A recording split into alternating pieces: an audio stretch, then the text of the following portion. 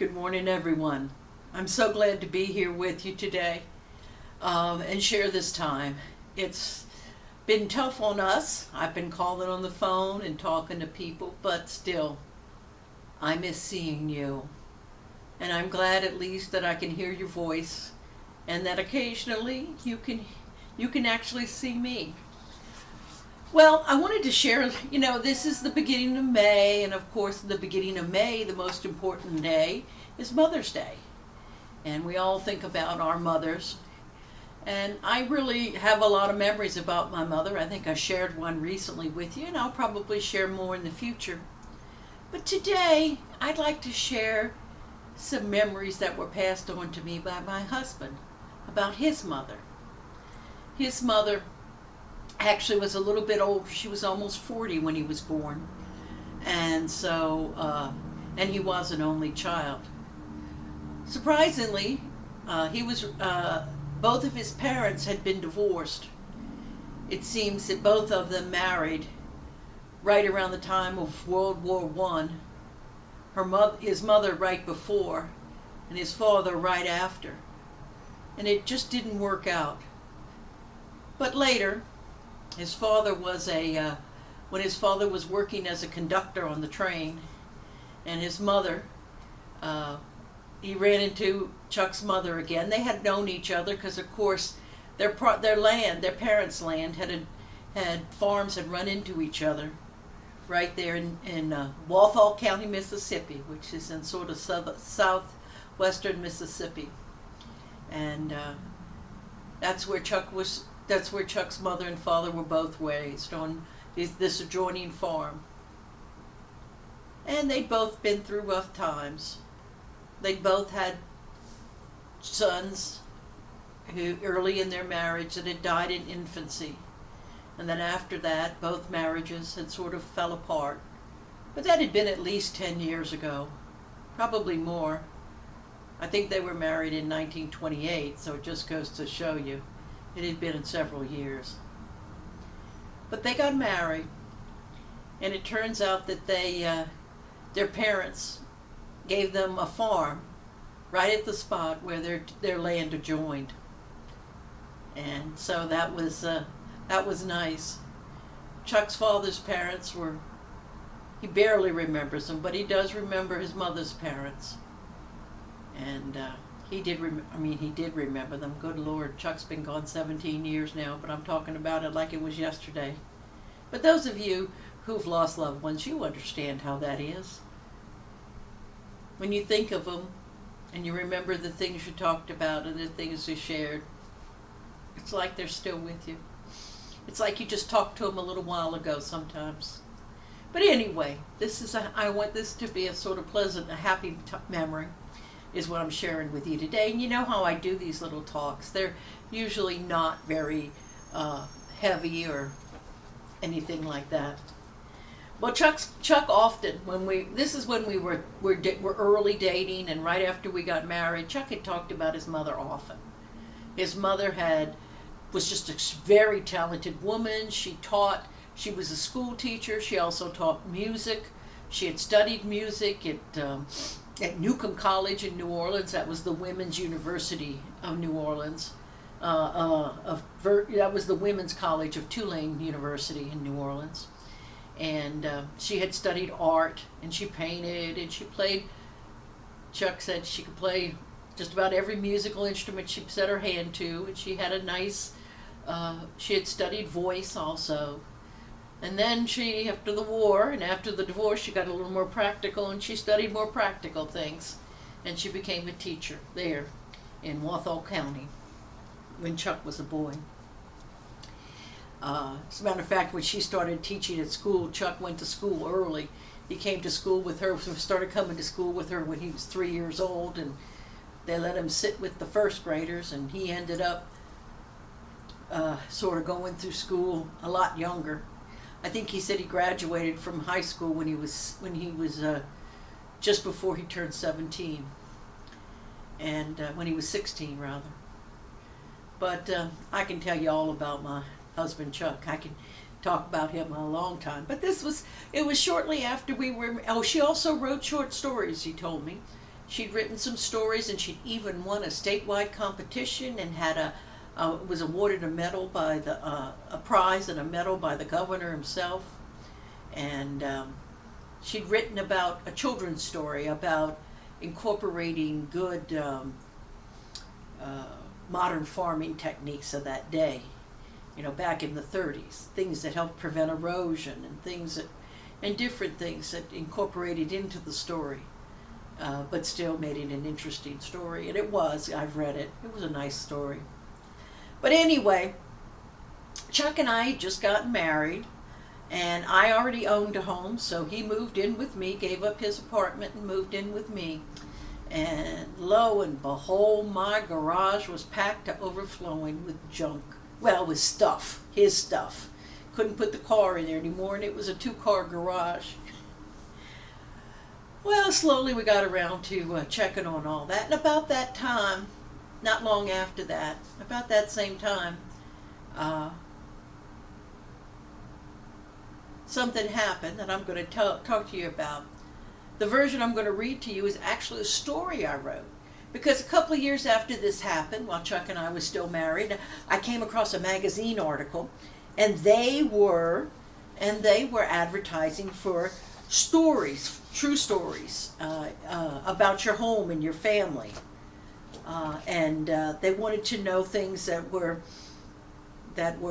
about your family and everything. So I wrote a story, and I wrote this story up and submitted it to a magazine. And I want you to know that I got the most beautiful rejection letter you ever read. I saved it. They talked about how much they liked the story and how meaningful it would be to pass it on to the family, and how I'm sure maybe everybody's looked like that, I don't know, but I was touched. It was just too long, they said. It was a very good story, but too long. So, whatever. But this is the way it actually happened. And that's what I wrote in this story that I wrote probably back in about 1995. The event happened, we got married in 92, so I guess it happened in spring of 93. We were doing some cleaning, and we were going through the garage. And I titled the story,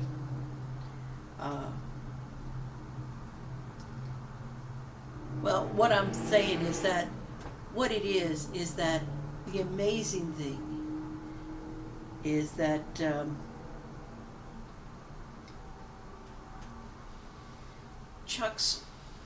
love that Chuck's mother had for him, as I tell this story, the love that was reflected in everything Chuck told me about his mother, though his mother had died when he was 20 years old, so I never knew her. She died of cancer. She actually died on the day his oldest son was born. Chuck's first marriage, he married kind of young. But his mother had died already. So I never knew her. Oh, but I knew Chuck. And he talked about her a lot. And it was clear to me that she was a source of so much of his life, the foundation he had with his mother and his father, with their deep faith. And it had left its mark. And I want to share this story to show you, because I firmly believe in the scripture that says, love never dies. Hear this story. I titled it Through His Mother's Eyes. And here it begins. "What's this?" I asked as I pulled an old, battered black suitcase from the stack of clutter that filled our garage. Chuck and I had been married 6 months, but we were still trying to sift through the jumble of stuff that combining 2 lifetimes of belongings had created. Chuck looked at the black suitcase and said, "Oh, that's got my mother's sheet music. After she died, I just took all the sheet music off of her piano, and out of her piano, out of her piano bench, and I put it in that suitcase. I don't believe I've ever opened it since, he said. You know, I think there's a piece of music in there that she and her cousin wrote together and actually got published. Some sheet music. Oh, she was talented. And once again he said, why, she could play any instrument she laid her hands on. Chuck had often spoken of his parents and his youth growing up on a farm in southern Mississippi. He talked of boyhood adventures and hard work. Chuck's mother was a school teacher, and she died when he was 21. Chuck was 21 on the day when his mother died, and on the day his first son was born. As he looked over my shoulder, as he lifted one of the pieces of yellowed sheets of music, 2 typed pages fell out. He looked over my shoulder, and we read what his mother had written over 40 years ago. I Pledge My Heart, she titled it, by Henri Velma Howell. Oh, by the way, she had 2 names, Henri Velma. It was very common in Mississippi in those days. After all, though I called him Chuck, my husband was called Charles Henry. It's just the way things were done. But this is the story she wrote. I Pledge My Heart by Henri Velma Howell. Jim Bright climbed slowly down from the tractor at the end of the long, dusty row and walked the shade of a tree where he had left his thermos jug of drinking water. Had you been observing Jim, you would have probably thought he was perfectly calm. His outward appearance showed nothing of the storm that was raging within him. It was 3 o'clock in the afternoon of June 15th, 1946, and it was a Thursday at that. How could he get the corn laid by if he stopped for the rest of the afternoon?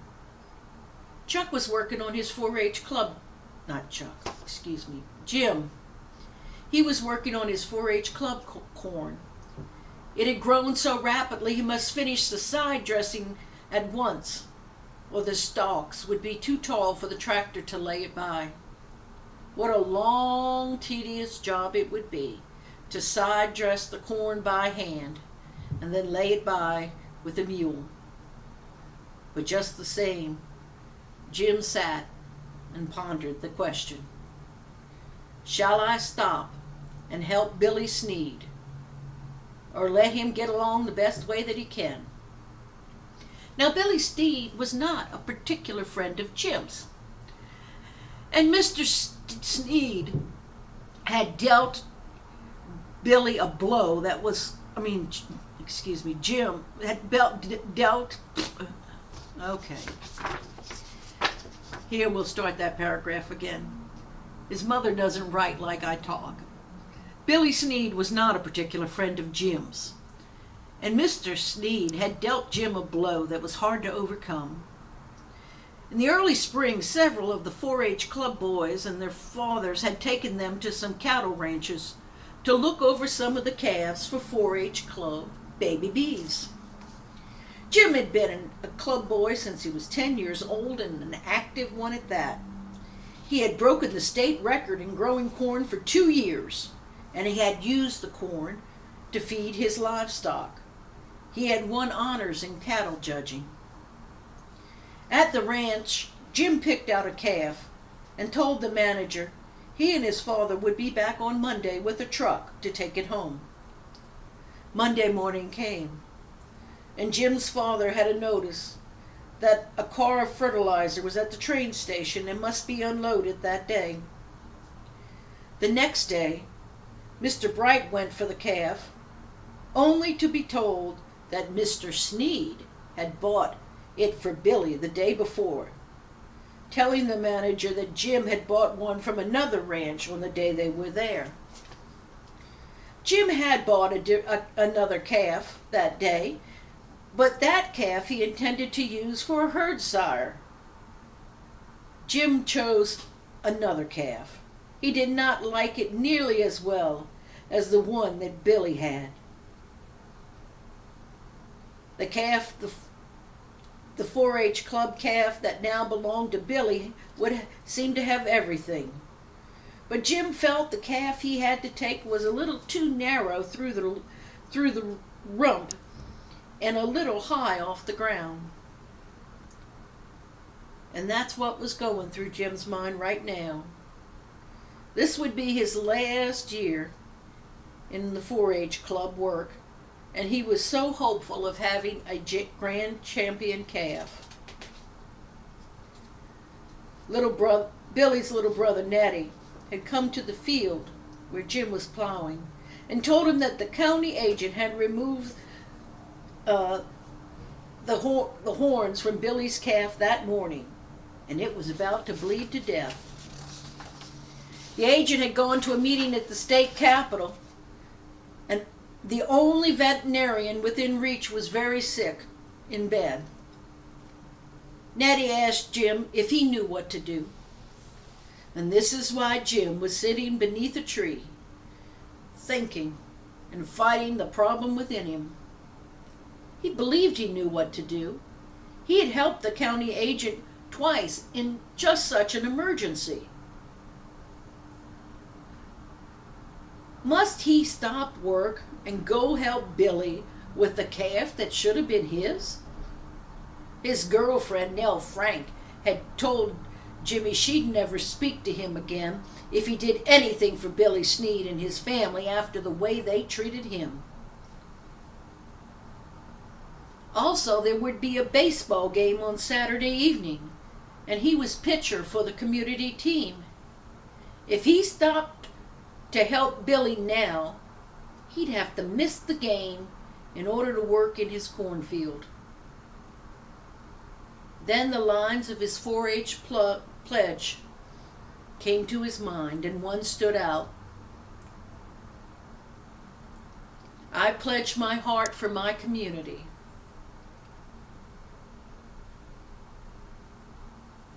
Before now, Jimmy had thought of that as loyalty to his country. But now he saw it clearly. He had pledged to help all of the Billy Sneeds when they needed him, regardless of the fact that they had not played the games square. Jim climbed back on the tractor, and as he did so, he said, I pledge my heart. Why? That's exactly what Jesus taught. Chuck and I finished reading that paper, and I turned and I looked into Chuck's now misty eyes, and I asked Chuck, tell me, Jim Bright, did you save that calf? He cleared his throat with a short cough and said, yeah, the calf did fine. Did you pitch on Saturday? No. It took me hours to side dress that corn by hand and then lay it down with the mule pulling the plow. He slowly shook his head as if he was amazed. I had no idea my mother wrote this. I had no idea she even knew this happened to me. Chuck and his mother had never spoken of the incident. To his mother, I suspect there was no need for discussion. Chuck had simply done what needed to be done. She had expected no less of him. As I looked at Chuck just in that moment, I did not see him as the man he is now. Instead, I saw him through his mother's eyes. I saw him as he was then, a 16-year-old boy, standing in a hot, dusty Mississippi cornfield, wrestling with the kind of decisions that face us our entire adult lives. I felt her love for him, and I felt her pride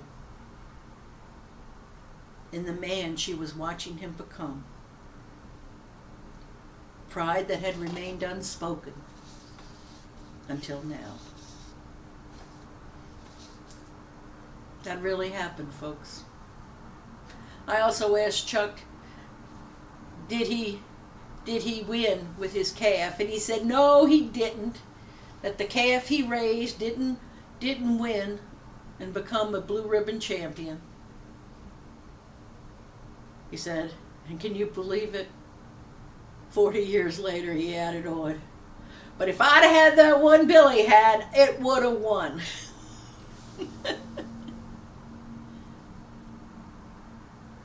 You know, Chuck's mother's love reached out and touched him 40 years later. That's why I so encourage people to write down or to say to the people they love or they care about the things that are important. Because you never know what's going to touch somebody in the future. You never know if your grandchildren are going to look back on something you said or you did that'll help them get through a tough time.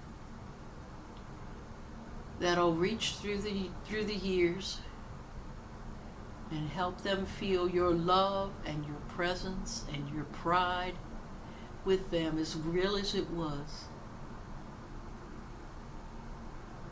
when they could still hold you and be held in your arms. Mothers are a wonderful blessing. I hope you all have the opportunity to share memories and make new ones with the people you love. Till next time.